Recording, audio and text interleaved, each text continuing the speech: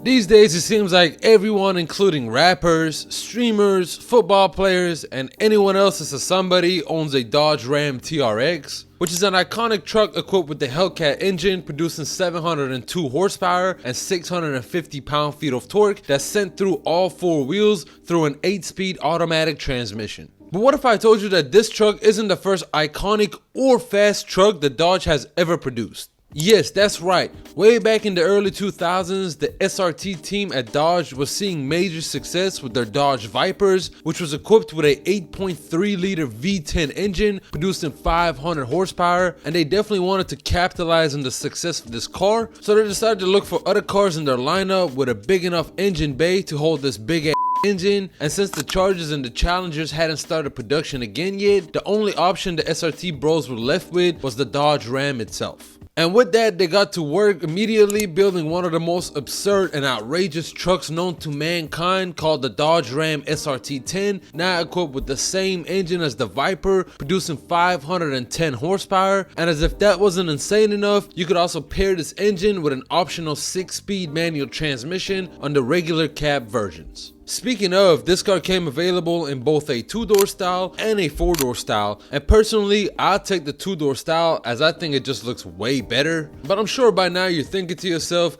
yeah, the V10 engine is cool and all, but how fast could a truck that weighs over 5,000 pounds really be? And honestly, that's a valid question, and to answer it, the regular cabs could do the 0 to 60 miles per hour in 4.9 seconds and the quarter mile in 13.6 seconds at 108 miles per hour, while the quad cab did the 0 to 60 in 5.3 seconds and completed the quarter mile just a bit slower at 13.7 seconds. And just to put that into perspective for you, a Ford Mustang GT from the same year did the 0 to 60 in 5.2 seconds and the quarter mile in 14.1 seconds, meaning that both the regular cab and the quad cab version of this truck could beat this American muscle coupe. Also, what set this SRT-10 Ram apart from other Ram 1500s, besides the engine itself of course, is this unique hood featuring a wide power bulge and honeycomb grille hood scoop. And this hood scoop was pretty functional, allowing the engine to get as much air as it needs. And of course you can't forget about the SRT-10 and the Viper emblems either, because Dodge sure as